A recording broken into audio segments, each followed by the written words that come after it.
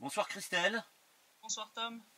Alors, nous sommes arrivés au CITREP numéro 121. Nous sommes le 29 décembre 2018, à quelques jours de la fin de l'année. Et apparemment, les dénonciations des tentatives d'offensive ou des projets d'offensive de Poroshenko ont eu leur succès, puisque apparemment rien ne s'est passé Ouais, il semble que ça a depuis. marché. Bah, c'est comme on dit toujours, hein, ils ont besoin d'un effet de surprise. Donc, à partir du moment où on dévoile leur plan foireux, déjà, puis surtout quand il y a besoin d'une provocation pour justifier ces offensives, du fait qu'on dévoile à l'avance, ben, c'est un peu difficile après de mener la provocation parce que Ben oui. là, pour le coup. Du coup, ça Après, confirmerait les propos. les accusations, donc ils sont obligés de s'abstenir. Ils n'ont pas réussi à réinventer un nouveau plan après les doubles divulgations, parce qu'on a fait plusieurs divulgations Oui. en 2 semaines, enfin en 2 semaines. Donc là, ils n'ont pas réussi à rétablir de nouveaux scénarios qui changeraient profondément des 2 scénarios déjà inventés. Donc pour l'instant, effectivement, et puis ils sont aussi un peu bloqués par les conditions météorologiques. Oui, ouais. Ça fait plusieurs jours qu'on a quand même des chutes de neige assez importantes et puis du froid. Donc c'est vrai que tout ce qui est... il y a eu des jours où c'est clair, ça se voyait au niveau du nombre de tirs qui baissait de manière un petit peu significative parce que tout simplement il s'était mis à neiger, il faisait très froid, donc ils ne sortent pas les pièces d'artillerie. Et c'est des jours où il y a eu certes des tirs, mais c'était du... entre guillemets petit calibre, c'est-à-dire bon, du lance-roquettes, des choses comme ça, mais pas, ils n'ont pas sorti les mortiers ou les chars qui ont refait leur apparition cette semaine. Alors, juste avant de te laisser continuer, excuse-moi, on va quand même avancer l'information selon laquelle Poroshenko a renoncé à reconduire la loi martiale. Voilà. Donc, je l'ai pas mentionné dans le truc parce que voilà, c'est vraiment une info à glisser vite fait.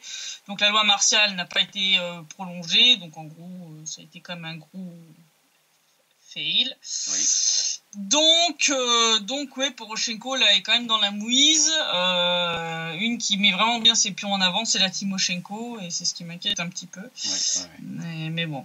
En tout cas, du point de vue militaire, donc du 22 au 28 décembre, l'armée ukrainienne a violé le cessez-le-feu en République populaire de Donetsk à 137 reprises, donc on est un petit peu moins que la semaine dernière, durant lesquelles elle a tiré 85 obus de mortier, 220 et 82 mm, donc là c'est plus que la semaine dernière, auxquels sont venus s'ajouter 6 obus de chars d'assaut. Ça faisait longtemps qu'on les avait pas eu, ceux-là.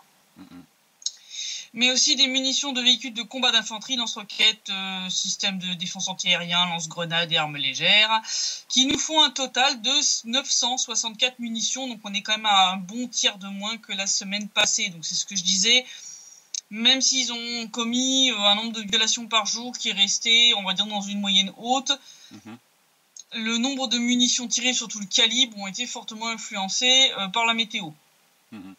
Donc les chutes de neige assez importantes de cette semaine, je pense, ont quand même grandement aidé aussi à mettre leur petit plan un peu en sourdine, parce que bon, avec des chutes de neige pareilles, aller mener une offensive, ça va être sympa, tiens. Voilà. Il faut y rajouter les 17 violations et 170 munitions tirées par l'armée ukrainienne durant les dernières 24 heures, alors que, je le signale, un nouveau cessez-le-feu du Nouvel An est entré en vigueur cette nuit à minuit. D'ailleurs, il a tenu 12h40. Même pas une journée. Même pas une journée. Non, mais c'est désespérant. En tout cas, donc cette semaine, du fait de la baisse du nombre de munitions, il n'y a pas eu de victimes, ni parmi les soldats, ni parmi les civils. Donc ça, c'est une bonne nouvelle. Oui. On ne termine pas l'année sur un bain de sang. Par contre, 7 habitations civiles ont été endommagées. Forcément. Alors, on va revenir sur une info qu'on a déjà donnée à plusieurs reprises, mais que, on va dire, les tenants de la propagande pro-Kiev accusent d'être de la propagande du Kremlin, n'est-ce pas? Puisque, bon, pour ceux qui n'ont pas suivi les premiers CITREP, donc ça fait quand même 3 ans au bas mot qu'on tire la sonnette d'alarme sur la présence d'islamistes au sein des forces armées qui se battent du côté de l'Ukraine dans le Donbass. Oui.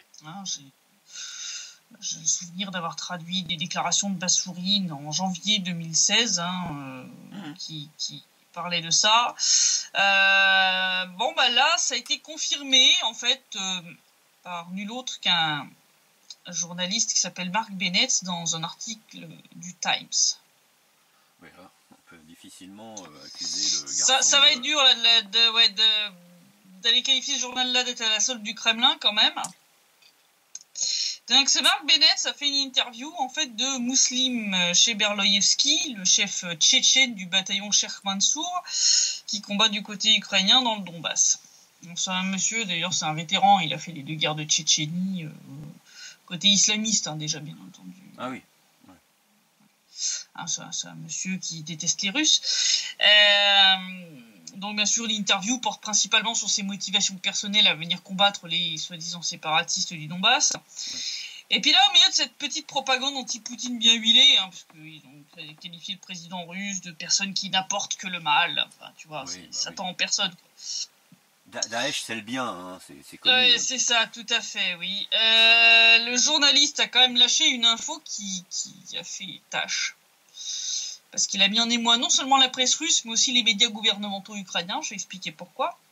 Parce que dans le 4e paragraphe de l'article, on peut y lire que certains des combattants du bataillon avouent avoir perfectionné leurs compétences au combat dans des camps d'entraînement de l'État islamique en Irak et en Syrie. Y'a rien qui vous dérange là ? Ah oui, ça fait plaisir. Ouais. Un tel aveu. Ça confirme les accusations de l'RPD et de la Russie depuis plus de 3 ans. Cet article dit clairement qu'on a des islamistes qui combattent avec l'armée ukrainienne dans le Donbass. Ce sont des gens qui sont allés s'entraîner chez Daesh. C'était pas pour le climat ou pour le côté pédagogique des gentils organisateurs. C'est pas le Club Med quand même. Non. Et comme par hasard, bien sûr, le sponsor est exactement évidemment le même qu'en Ukraine. C'est bizarre. Vous savez, un petit drapeau avec des rayures blanches et rouges et des petites étoiles sur fond bleu. Ouais. Alors ça fait bien, parce que entre ces bataillons d'islamistes et puis les néo-nazis, qui font d'ailleurs parfois partie des mêmes bataillons, on montrera une jolie petite photo qui fait partie d'une série de clichés qui avait été dévoilée par Cyberberkut en 2016, donc c'est un groupe de hackers, qui avait prouvé la présence d'islamistes au sein du régiment néo-nazi Azov. C'est pas un bataillon de la régulière, de l'armée régulière ukrainienne. Donc là, ils peuvent pas raconter c'est maintenant soi-disant garde nationale. C'est un bataillon néo-nazi, largement païen, qui accepte un peu tout et n'importe quoi. C'est assez rigolo parce qu'ils sont complètement antisémites, mais il y a eu même des juifs parmi ce truc-là et qui s'en sont vantés. Se vanter de faire partie d'un bataillon qui se revendique idéologiquement de gens qui ont massacré, entre autres, les juifs à Babillard. Mais Azov avait été financé par Kolomoïski. Kolomoïski, oui. Oligarque juif ukraino-israélien. Voilà. Non, mais ça commence à faire des sacrés melting pot. On a des juifs, des néo-nazis et des islamistes dans le même merdier. Ça commence vraiment à faire n'importe quoi. Et en tout cas, le mélange néo-nazi-islamiste, ça commence à faire un petit peu trop. Aussi bien Kiev que les soutiens occidentaux ont un petit peu de mal à cacher toute la merde sous le tapis. C'est peut-être c'est peut-être la preuve que le système qui est derrière a du mal à recruter. C'est-à-dire que maintenant, ils prennent le risque de mettre d'exposer, entre guillemets, des gens qui sont censés être radicalement différents, voire opposés. Donc, non, mais là, c'est bien n'importe quoi.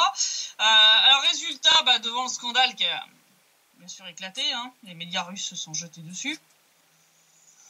Alors, résultat, Unian, pour rappel, l'agence de propagande, c'est le Propaganda Bleitung ukrainien.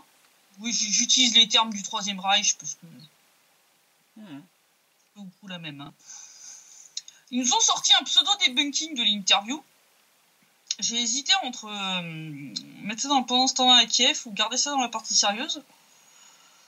Parce que franchement, t'as envie de rire jaune quand tu lis ce pseudo-debunking, parce que les arguments qui, soi-disant, permettent de discréditer l'article et de le qualifier de propagande russe, c'est que Mark Bennett vit depuis 15 ans à Moscou. Alors, vu le nombre de journalistes français que je connais qui vivent à Moscou depuis des années et qui sont des russophobes patentés... la méthode ne doit pas être très efficace pour faire de toi un agent du Kremlin, quand même. Mm. Et le deuxième argument, c'est que la photo du commandant, là, semble avoir été prise en été, alors que l'interview est publiée en hiver. Bon, il semble que chez Union, ils n'arrivent pas à faire connecter les deux neurones qui leur restent. Enfin, si même il en reste deux. Parce que bon, il semble que ça les effleure pas, hein, le fait que la photo aurait pu être prise par quelqu'un d'autre à un autre moment et utilisée pour illustration. Ça s'appelle un debunking à l'arrache, hein. C'est-à-dire qu'ils avaient absolument besoin de qualifier ça de debunking sans avoir bien des arguments. C'est comme quand ils essaient de débunker mes articles en disant c'est du fake, oui d'accord, mais encore. Il est où l'argument qui prouve que c'est du fake? Il n'y en a pas, c'est comme d'habitude. Hein. Le fait que Mark Bennett c'est un opposant clair et affiché à Vladimir Poutine, puisque je signale quand même qu'il a sorti un livre à charge contre le président russe, qui publie aussi nombre d'articles reprenant la propagande de Kiev sur la soi-disant agression militaire russe contre l'Ukraine. Ça n'a pas suffi, semble-t-il, à protéger ce journaliste de l'hystérie de l'agence de propagande ukrainienne. Bon, ils n'ont pas osé quand même aller jusqu'à le cataloguer agent du Kremlin. Alors, il a juste été promu au rang d'idiot utile du Kremlin. Voilà. C'est la prochaine étape, hein, s'il ose continuer. Recommencer, ouais, hein, c'est ça. Enfin, là, c'est grave parce qu'ils sont tellement russophobes et tellement hystériques que les médias ukrainiens viennent même à discréditer les journalistes occidentaux qui sont acquis à leur cause dès qu'ils ont le malheur de dire un tant soit peu la vérité sur ce qui se passe en Ukraine. C'est magnifique. Enfin, c'est vraiment des Mongols, quoi. Enfin, j'ai vraiment pas de terme, je suis désolé. On va pas rappeler l'histoire du journaliste soi-disant assassiné et qu'on a retrouvé vivant 2 jours plus tard, en sachant que c'était un coup monté du SBU. Hein, ce qui a fait hurler les meilleurs soutiens de l'Ukraine. Là, il y en a qui en ont mangé leur cravate. En tout cas, est-ce que c'est à cause de ces accusations ou parce que son article donnait à Moscou un levier pour faire savoir la vérité? On ne saura pas. Mais entre le moment de la publication initiale de l'article et le jour où moi j'ai fait mon article, eh bien, l'article de Bennett ça a été modifié. Le passage incriminé a été adouci par un joli conditionnel. On va montrer 2 captures d'écran qui viennent des archives du web, hein, donc la Web Archive. Donc le 26 décembre, parce que le jour où l'article est publié, le site affiche bien le paragraphe « Some of the battalion's gunmen admit to having honed their combat skills at Islamic State training camps in Iraq and Syria ». Donc ça, c'est ce que j'ai traduit, c'est voilà, certains des combattants du bataillon se sont en gros vantés d'avoir amélioré leurs compétences au combat dans les camps d'entraînement de l'État islamique en Irak et en Syrie. Le lendemain, le début du paragraphe a été changé pour « Some of the battalion's gunmen reportedly admitted in 2015 to have honed their combat skills at Islamic State training camps in Iraq and Syria », qui peut se traduire par « Certains des combattants du bataillon auraient admis en 2015 avoir perfectionné leurs compétences au combat dans des camps d'entraînement d'État islamique en Irak et en Syrie ». Eh bien... Voilà. Hein, donc l'apparition de ce conditionnel est postérieure à la publication du pseudo-debunking d'Union, de la traduction en russe de l'article du Times par Inosmi et de la dénonciation de ce scandale par des médias russes comme Russia Today ou Sputnik. Est-ce que Mark Bennett sous le Times essaierait de cacher la vérité qui dérange Kiev? Hein, parce que même si ces bataillons tchétchènes ne font pas officiellement partie de l'armée ukrainienne, ils agissent néanmoins en tant que soldats supplétifs du côté de Kiev, dans le Donbass. Ce qui implique qu'à minima, les autorités ukrainiennes ferment les yeux sur l'idéologie terroriste islamiste de ces bataillons, voire plus que fermer les yeux. Oui, c'est minimum. Oui. Hein, parce que bon, la présence de ces combattants issus des camps d'entraînement d'État islamique dans les rangs de l'armée ukrainienne expliquerait bien quand même l'utilisation par cette dernière de méthodes similaires à celles des terroristes présents en Syrie, comme le fameux usage de drones largueurs de charges explosives, comme on en avait parlé il y a quelques mois en arrière. J'ai un peu de mal à croire aux coïncidences, tu vois, j'ai arrêté de croire au Père Noël depuis longtemps, ainsi qu'aux elfes et aux petits lutins. Donc moi, quand je vois des trucs comme ça, tu vois, moi je fais 1 + 1 = 2, tu vois, quand tu mets bout à bout les photos publiées par Cyberberkut il y a 3 ans, là cette interview, les méthodes de terroristes syriens utilisées par les soldats ukrainiens. Ouais, les méthodes de terroristes qu'on espère ne jamais voir dans la réalité contre les civils du Donbass par des Ça a terroristes déjà été islamistes. utilisé contre les civils. Ça a déjà été utilisé contre les civils. Au début, ils ont utilisé ça contre les positions. Ensuite, ils sont passés à l'usage contre les civils. Donc, c'est déjà fait. Donc, c'est quand même intéressant. Hein. Non, mais bon, moi, comme je dis, hein, je veux dire, au bout d'un moment, quand les preuves commencent à s'accumuler et que tu commences à avoir de la fumée à répétition, c'est qu'il y a de bonnes chances qu'il y ait un feu derrière, quand même. Enfin, je veux dire, à un moment. J'espère que la France et l'Allemagne hurleront le jour où, hélas, ces guignols terroristes auront égorgé des civils du Donbass, parce que c'est aussi ça, hein, S'en foutent. C'est comme les violations des droits de l'homme, là. Ils sont en train de gueuler. Alors, Moscou a répondu vertement, je vais revenir dessus après, mais ouais, ils diront rien comme d'habitude. En tout cas, bon, l'usage de ce genre de combattants montre le caractère hautement, comment dire, démocratique, c'est ça, de l'Ukraine post-Maïdan. Oui. En plus de faire la guerre civile contre sa propre population, hein, de faire la guerre à sa propre population, en plus Kiev utilise des néo-nazis et des terroristes islamistes. Voilà, donc des adorateurs, des collaborateurs de nazis pendant la Seconde Guerre mondiale et des coupeurs de tête de Daesh. Ouais. Si c'est là l'armée d'un pays démocratique, je pense qu'il faut définitivement revoir la définition de ce mot dans le dictionnaire. Ou alors c'est démocratie, avec Ouais. 2 S à la place d'un T, et démon de Weil, hein, satanique. Voilà. Parce qu'il serait peut-être temps justement pour que les pays occidentaux, France et Allemagne en tête, se penchent sur les forces armées de l'Ukraine. Parce que c'est quand même un pays qui porte à bout de bras financièrement et diplomatiquement. J'aimerais bien qu'ils arrêtent de fermer les yeux sur tous les éléments gênants qui viennent contredire leur histoire de la gentille Ukraine démocratique contre la méchante Russie dictatoriale. Quand on nous sert depuis le Maïdan de 2014, hein, il y a un moment où il faut arrêter de prendre les gens pour des cons. Hein, et c'est pas parce que le mot con dans contribuable que ces derniers doivent continuer à se faire prendre pour des idiots avec des histoires dignes des contes de fées pour enfants. Hein. Parce que pendant que les médias occidentaux essayaient de cacher les néo-nazis et les islamistes qui se battent pour l'Ukraine dans le Donbass sous le tapis, les contribuables occidentaux, justement, eux, continuent de financer avec leurs impôts cette guerre civile menée par des bataillons dont l'idéologie devrait définitivement être reléguée dans les oubliettes de l'histoire. C'est des trucs qu'on ne devrait plus voir, tu vois. Et donc si ça existe, c'est que c'est financé quelque part. Hein. Donc, c'est clair. Pas se leurrer. Voilà, donc si les gens veulent savoir où partent leurs impôts quand ils demandent à Macron où part votre fric, vous en avez une bonne idée. C'est pas l'Ukraine qui finance, vu qu'elle est en déficit chronique. Elle est dans une situation catastrophique, on va y revenir. En tout cas, pour l'Allemagne et la France, oui, je parlais du fait qu'ils ont poussé une gueulante là, en exigeant de la Russie qu'elle libère les marins ukrainiens hein, qui ont été soi-disant arrêtés illégalement.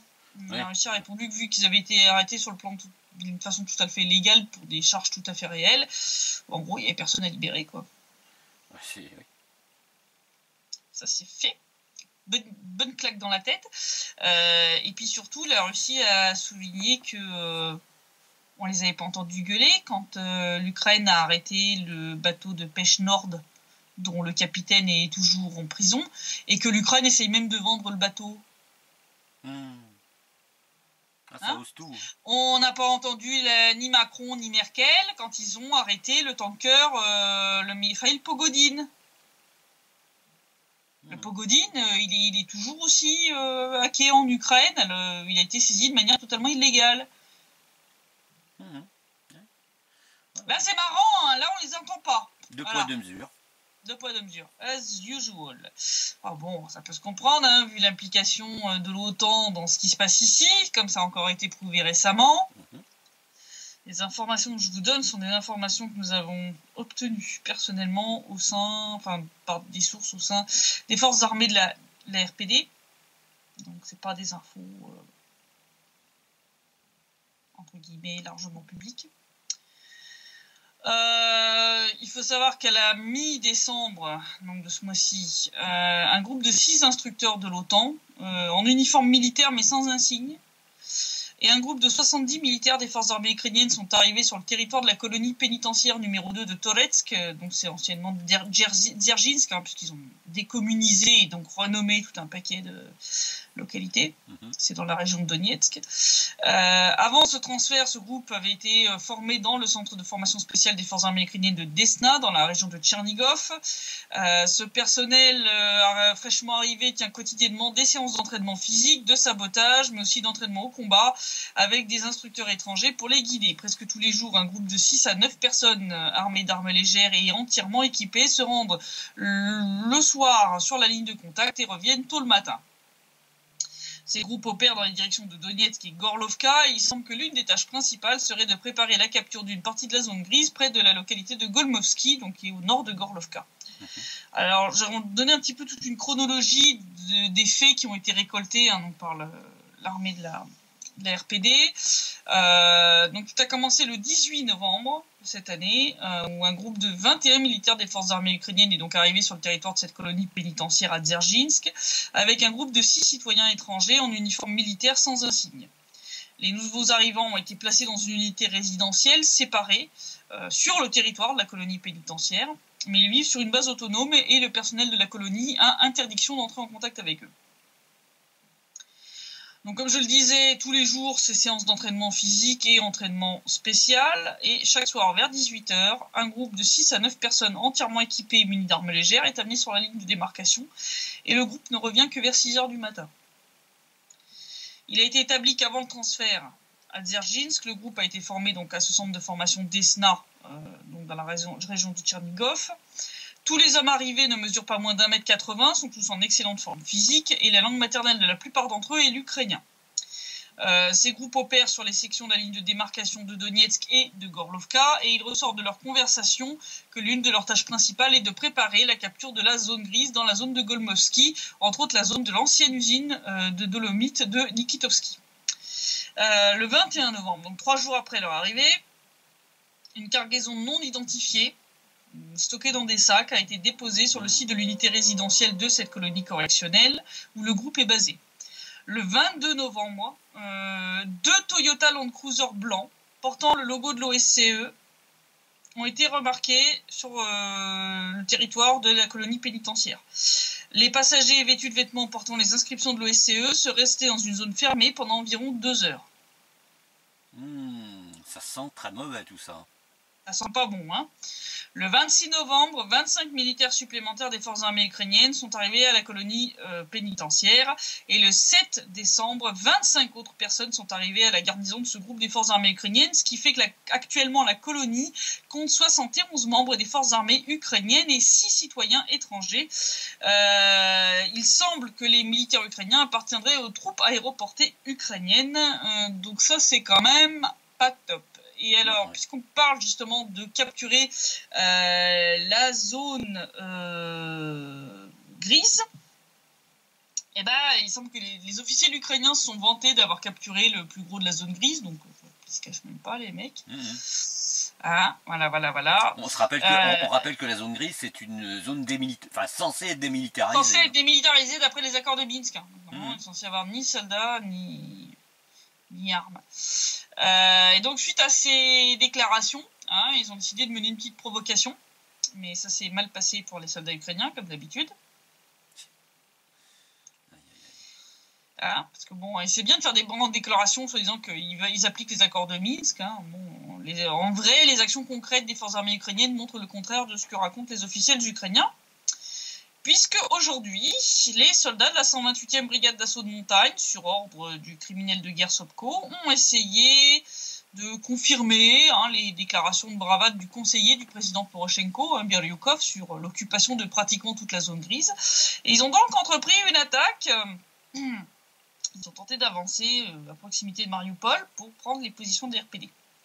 Donc il y a eu 2 groupes des forces armées ukrainiennes qui sont avancés, au nombre de 12 à 14 personnes chacun, qui ont essayé d'approcher secrètement des positions de l'RPD, mais comme d'habitude, ils sont tombés en plein champ de mine. Oui, c'est habituel, quoi. C'est habituel. Voilà, donc les mines antipersonnelles ont fait 3 blessés et 2 morts. Ça, c'est les données préliminaires, le bilan peut encore évoluer. Donc après cette tentative ratée, le groupe de saboteurs potentiels a fui la queue entre les jambes. Et nos soldats ont tout suivi et tout vu. du moment où ils sont sortis de leur position jusqu'à leur fuite honteuse. Voilà. Donc là, on n'a même pas eu besoin de tirer une cartouche. Mais ils étaient imbibés à l'alcool. Ils les ont laissés, ils ont laissé s'autodétruire. C'est magnifique. Edouard Bassourine a bien sûr attiré l'attention des dirigeants de la mission de l'OSCE sur le fait que cela confirme clairement le vide des déclarations et des promesses de la partie ukrainienne.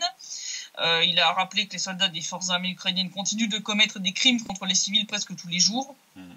Et que des groupes subversifs ou de renseignement mènent fréquemment des attaques pour avancer sur certaines zones de la ligne de contact. Et dans le même temps, sur la scène internationale, à l'ONU et à l'OSCE, Poroshenko et ses acolytes prétendent être des agneaux innocents qui souffriraient d'une agression mythique de la part de la Russie et des républiques populaires. Mais oui, bien sûr. Voilà. Enfin, bon, on va passer sur des news un petit peu plus positives. On va parler de la RPD. Donc il y a eu une ligne directe de Denis Pouchkine, le chef de l'État, avec la population. Donc les gens ont pu poser plein de questions. Et il y a eu donc une question posée sur la possibilité d'avoir des services de transfert d'argent à l'international, puisque actuellement on n'en a pas. Hein. Donc on a la banque centrale de la RPD qui existe, mais qui permet de faire des transferts qu'en RPD. On n'a pour l'instant pas de moyens de recevoir ou d'envoyer de l'argent à l'étranger depuis la banque centrale. Et ça devrait être réglé l'année prochaine. Cette déclaration a été faite par Andrei Petrenko, donc le président de la Banque centrale républicaine, pendant cette ligne directe, qui a eu lieu le 27 décembre. Il a dit, en ce qui concerne les transferts internationaux d'argent, le travail est en cours depuis plus de 2 ans. Il faut comprendre que notre République n'est pas reconnue, ce qui impose certaines restrictions aux systèmes et organisations internationales qui pourraient nous fournir ces services. Mais ce travail est effectué, tant d'un point de vue juridique que technique. Selon nos plans, en 2019, ce problème sera résolu. Donc, comme je l'ai souligné, à l'heure d'aujourd'hui, la Banque centrale républicaine n'effectue des transferts d'argent que sur le territoire de la RPD. Et entre Donetsk et Lugansk, c'est la Poste du Donbass, c'est Pochta Donbassa qui assure ces transferts. Pour l'instant, c'est les seuls moyens qu'on a de transférer comme ça entre les deux républiques.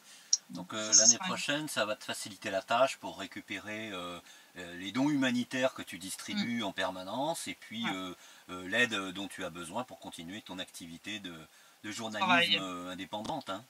Ouais. Donc ça, c'est une bonne nouvelle. Donc ça avance dans le bon sens. Ça devrait être facilité aussi par l'implantation, là en ce moment, donc, de cette banque internationale Sud-Ossétie qui va servir de chambre de compensation, donc qui est un organe indispensable pour ce genre de transfert d'argent à l'international. C'est quelque chose dont tu as absolument besoin pour que ça fonctionne. Si on regarde l'évolution générale de la situation en Ukraine, ça devient de pire en pire. Hein. Oui. On va commencer par la situation des journalistes, puisque tous ceux qui essaient de traiter la politique de Kiev de manière critique et honnête sont poursuivis par les autorités ukrainiennes. C'est ce qu'a déclaré un journaliste autrichien en Ukraine. C'est un journaliste que je connais, que j'ai rencontré ici, qui s'appelle Christian Verschutz. Donc lui, actuellement, en fait, il travaille à Kiev. Hein, il est directeur du siège de la société médiatique autrichienne ORF en Ukraine. Et il a signalé des persécutions de journalistes par Kiev. Il a envoyé une lettre à la direction d'ORF ainsi qu'aux autorités autrichiennes. Il a été cité par Kronenzeitung, sa déclaration où il indique qu'il craint même pour sa vie. Il a dit il y a des groupes paramilitaires ultranationalistes qui menacent des journalistes traitant la politique du gouvernement ukrainien de manière critique et tentant d'être impartiaux. 2 journalistes ont déjà été tués et je ne veux pas être le suivant. Il a beaucoup sous-estimé le nombre de journalistes, parce que le nombre de journalistes tués en Ukraine depuis le début du Maïdan, si on compte tous ceux qui sont morts ici et puis ceux qui sont morts à Kiev, il y en a eu plus que ça, mais oui. Il a aussi souligné que les pays occidentaux fermaient les yeux sur cette situation dont ils étaient pourtant au courant. Et il a dit le silence des agneaux doit finir. Oui, c'est depuis le temps que je le dis. Merci de me rejoindre, Christian. Et encore une fois, c'est pas un journaliste russe. Hein. Non, il est autrichien, voilà. Il est pas du tout, voilà. Il faut savoir que donc peu de temps auparavant, Alexandre Loukachevitch, le représentant permanent de la Russie auprès de l'OSCE, avait quand même rappelé qu'une vingtaine de journalistes avaient été tués en Ukraine au cours de ces 4 dernières années. que les arrestations de journalistes sont aussi assez courantes. Je rappelle entre autres le cas de Kirill Vyshinsky, le directeur de l'agence de presse RIA Novosti Ukraine, qui a la double nationalité russe et ukrainienne et qui a été arrêté, je le rappelle, le 15 mai dernier pour haute trahison et qui risque une peine de 15 ans de prison. Il est toujours en prison, juste pour avoir fait son travail de journaliste et dit la vérité. Voilà, c'est pas Oleg Sentsov avec ses histoires d'opposants à Poutine, alors que le mec, il était en train de fabriquer des bombes. D'accord. C'est la démocratie ukrainienne, hein, qu'est-ce que tu veux. Ouais. Voilà. Ça doit être ça, ouais. Donc à cause de cette double nationalité, Kiev refuse aux diplomates russes la possibilité de rencontrer le journaliste, alors que normalement c'est censé être ça la règle. Enfin bon, ils prennent l'exemple sur les États-Unis et la Grande-Bretagne qui ont empêché les ambassadeurs russes de rencontrer les Skripal ou Maria Butina. Ouais. C'est des vexations, hein. C'est des tentatives c'est des provocations dégueulasses. C'est bien des vexations, c'est des violations totales du droit international. Ça serait peut-être bien quand même que certains se penchent sur la convention de Vienne, ça serait pas mal. En tout cas, pendant une séance au tribunal, Vyshinsky a demandé l'assistance du président Vladimir Poutine, annonçant qu'il renoncerait à sa citoyenneté ukrainienne. Pour le président russe, la situation est sans précédent et le ministère russe des Affaires étrangères a qualifié l'arrestation du journaliste d'arbitraire et a envoyé 2 notes de protestation à Kiev, mais comme on voit, ça fait pas grand chose. Je pense qu'il va falloir passer à d'autres méthodes.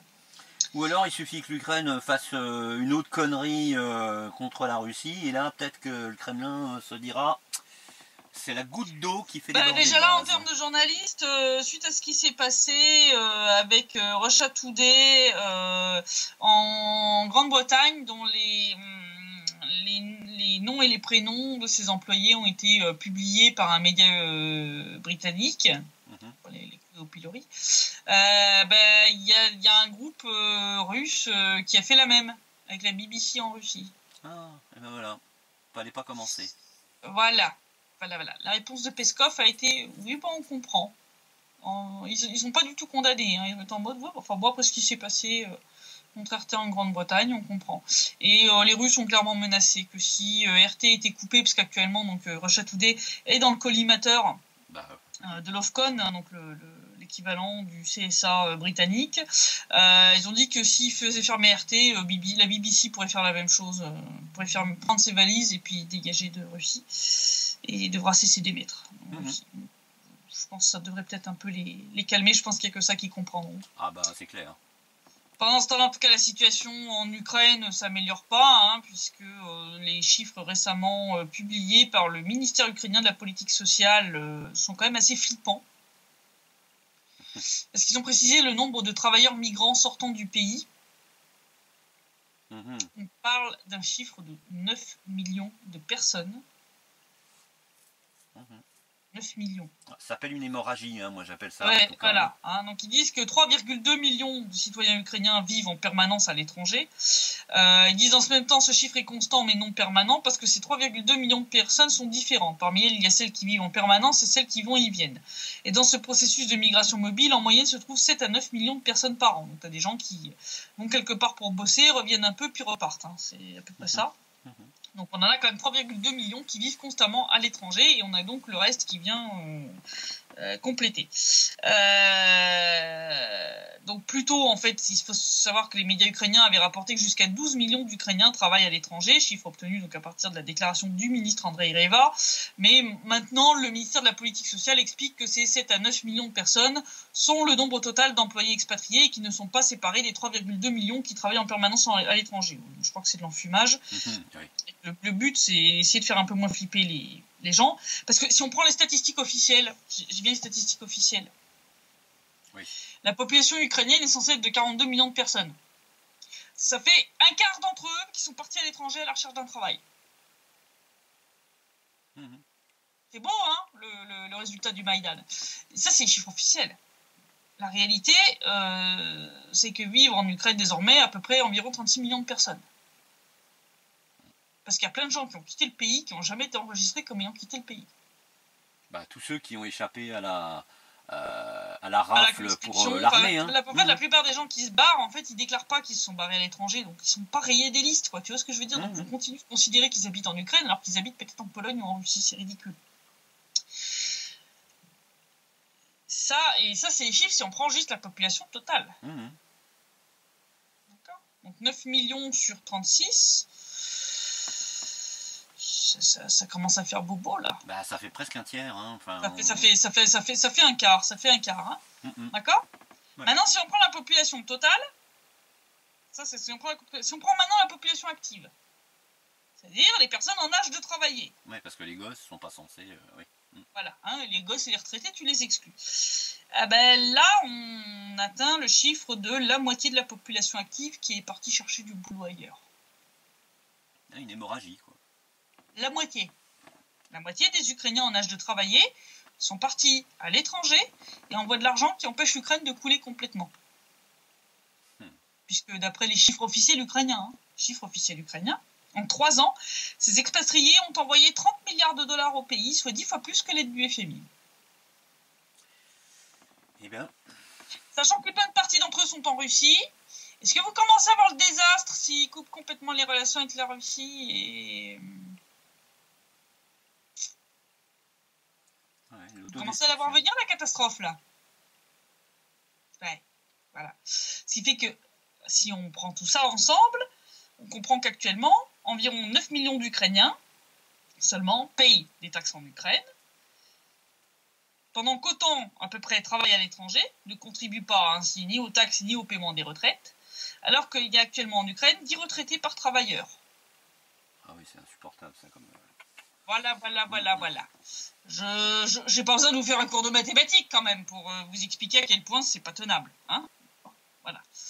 Ça vous explique bien la situation de l'Ukraine. Et pendant ce temps-là, les autorités ukrainiennes pratiquent le révisionnisme historique à échelle industrielle. Puisque le ministère ukrainien de l'Éducation et des Sciences a obligé la maison d'édition Genesa et les auteurs d'un manuel d'histoire de 10e année, donc c'est l'équivalent de la première, à supprimer d'urgence la référence à la collaboration de Roman Shukhevych, je rappelle, un des dirigeants de l'armée insurrectionnelle ukrainienne, hein, donc les assassins.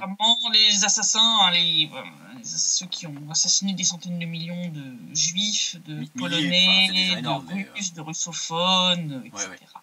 Qui gagnent. Voilà. Donc ils ont demandé de supprimer la référence à la collaboration de ce charmant monsieur avec les nazis pendant la Seconde Guerre mondiale. Et alors pour ceux qui accusent ça d'être une propagande du Kremlin, c'est Edouard Dolinsky, le directeur du comité juif ukrainien, qui a levé le lièvre. Ouais. C'est le ministère ukrainien de l'Éducation et des Sciences a obligé la maison d'édition Genesa et les auteurs d'un manuel d'histoire pour la 10e année à supprimer d'urgence la mention de la collaboration du Hauptmann du 201e bataillon du Schutzmannschaft Roman Shukhevych. C'est ce qu'il a écrit Dolinsky sur sa page Facebook. Hein, ça fait un petit peu de tâche. Oui. Je rappelle que donc l'UPA, dont Shukhevych était le chef, a été créé en octobre 1942 en tant que section de combat de l'OUN, donc l'organisation des nationalistes ukrainiens, le charmant... Désolé, j'ai envie de vomir à chaque fois que j'évoque ces groupuscules. Le machin de Bandera, là. Ouais. Le soi-disant héros de l'Ukraine. Des remontées gastriques, c'est horrible. L'UPA a agi principalement en Ukraine de l'Ouest et a combattu les troupes soviétiques, collaboré avec les nazis, et d'ailleurs leur méthode d'assassinat des juifs, des polonais, etc. était tellement dégueulasse que même les SS avaient envie de gerber. Oui. Spécialement à Babillard, je crois. C'était un massacre de masse. La Shoah par balle, c'était leur spécialité. Ouais. Des gens charmants. Et on veut effacer ce petit aspect pas très reluisant de ce héros de l'Ukraine. Mais à part ça, l'Ukraine est un État démocratique. Quand on commence à réécrire l'histoire pour cacher les petits éléments gênants et que tu ériges en héros national des néo-nazis qui ont massacré des centaines de milliers de civils à cause de leur appartenance ethnique ou religieuse... Allô Macron, allô Merkel, qu'est-ce que vous faites? Là, j'en aimerais bien les entendre, tu vois, parce que là, c'est le silence de mort, tu vois, voilà, je rappelle qu'en 2015, Poroshenko a donné à l'OUN-UPA le statut de combattant pour l'indépendance de l'Ukraine, ce qui a ouvert des droits à ses participants, qui sont considérés maintenant comme des vétérans de guerre au même titre que les vétérans issus de l'armée soviétique. Désolé, j'ai une grande envie de vomir. Atterrant, c'est atterrant. C'est atterrant. La Russie en revient pas, hein, que personne ne condamne ça en Occident. Je rappelle aussi qu'après avoir transformé Bandera en héros de l'Ukraine, Shoukrevitch, toute cette clique, avoir renommé des rues en leur honneur, c'est comme si chez nous on avait une rue Maréchal Pétain, Pierre Laval, tout ça, quoi. C'est magnifique. Ou, je sais pas moi, le commandant de la division Charlemagne, des trucs du genre, quoi. Je rappelle que, donc après toutes ces charmantes choses, cette année, le slogan de ces charmants collaborateurs de nazis, le fameux gloire à l'Ukraine, gloire aux héros, est quand même devenu le salut militaire officiel des forces armées ukrainiennes. C'est comme si on réhabilitait le Deutschland über alles dans l'armée allemande. Oui, c'est pas près d'arriver, hein. C'est pour ça que c'est très grave d'ailleurs. Hein. Non, puis pourquoi pas le salut hitlérien aussi pendant qu'on y est, hein. Enfin, je veux dire. Ouais. C'est du grand n'importe quoi. Alors, j'ai pas trouvé de vrai pendant ce temps-là à Kiev cette semaine, mais je voulais pas terminer l'année sur ces horreurs. Donc, j'ai été déniché sur un site qui s'appelle Russie Virtuelle. Quelques petites blagues pour finir l'année sur la situation en Ukraine post-Maïdan. Alors, j'en ai 3. Alors, la première, c'est en Ukraine de l'Ouest, les essais d'une nouvelle arme sismique du nom de qui ne saute pas est un Moskal.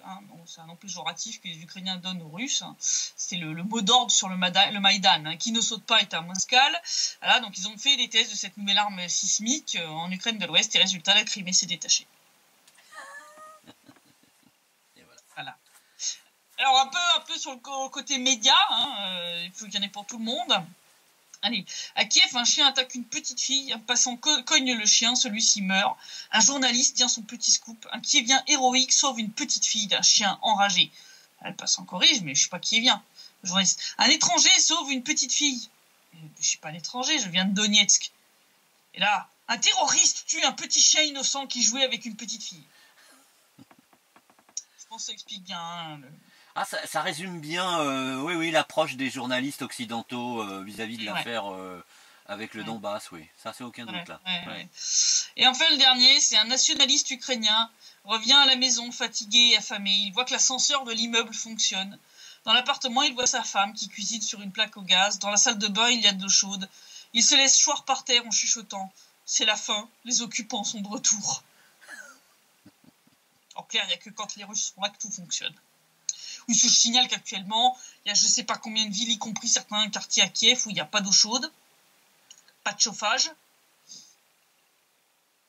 Que j'ai vu une news passer vite fait, comme quoi ils ont épuisé leur stock de gaz. Ouh, et puis l'hiver vient juste de commencer. Ça va être du joli au mois de janvier-février, hein. Non, ça va être sympa. Je pense que ça va être très très beau. Donc oui, non mais bon, c'est... L'Ukraine part dans le mur de plus en plus et elle va éclater.